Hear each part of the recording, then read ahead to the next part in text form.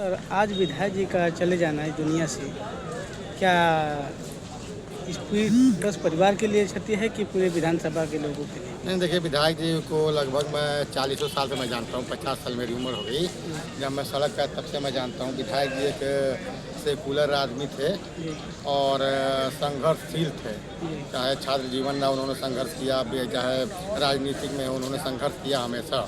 और विधायक रहते हुए हमने देखा कि दबे कुचले समाज के लोग, चाहे हिंदू मुस्लिम, किसी जात किसी बिरादरी के लोग अगर उनके यहाँ कोई काम लेकर गए हैं तो उन्होंने काम को पूरा करने का काम किया।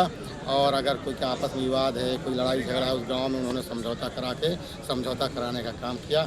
और यकीनन वो एक कद्दावर नेता थे पूर्वांचल के, वो एक बेहतरीन लीडर थे।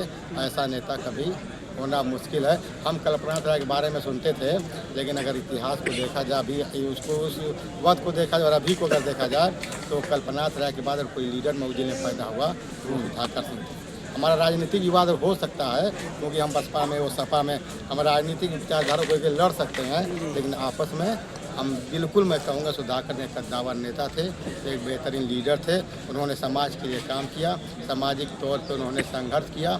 इसलिए भाई उनको उनके जाने से घोसी सिर्फ उनके परिवार का नहीं, बल्कि घोसी विधानसभा पूरे जिले का नुकसान हुआ है। शायद कि एक युग का अंत हो गया। जैसे माना जाए कि पूरे क्षेत्रीय दलों के सारे दलों ने दलित सीमाएं पार करके उनके दरवाजे पर पहुंचे हैं। हाँ, जी बिल्कुल, उनका संबंध सारे दल के लोगों से था, हर पार्टी के लोगों से था। चूँकि मैं ही बसपा का हूँ, लेकिन हमारे संबंध अच्छे थे।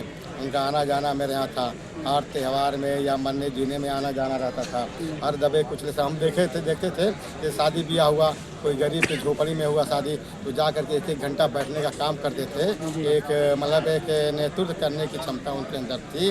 वो गरीब हो अमीर हो, सबके दरवाजे पर जाते थे। वो एक लीडर थे, एक बेहतरीन नेता थे। और उनको सुधाकर सिंह नाम का स्थान भरना कितना कठिन हो गया?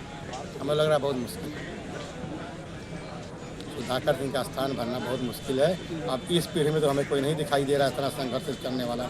चाहे ऑफिस हो, चाहे डीएम दफ्तर हो, चाहे थाना कचहरी कोई भी हो, या कोई भी समस्या हो लेकर के, हमने देखा कि जब विपक्ष में रहते हैं तब भी हज़ारों लोगों का हजूम लेकर के सड़क उतर जाते थे, घेराव करते थे, अपनी समस्या को मनवाने का काम करते थे। तो सुधाकर सिंह बनना शायद कि बड़ा मुश्किल है, लेकिन हो सकता है इसी में से कोई निकल जाए जो उनके पसीनों पर चले, जो संघर्ष करे, जो लोग उनके लड़ाई को आगे बढ़ाए। हो सकता है कोई हो जाए। क्या सुजीत सिंह उनके पसीने पर चल सकते हैं? हाँ भाई, ये तो उनके परिवार के हम वो बताएंगे। हम जो है ये नहीं कह सकते।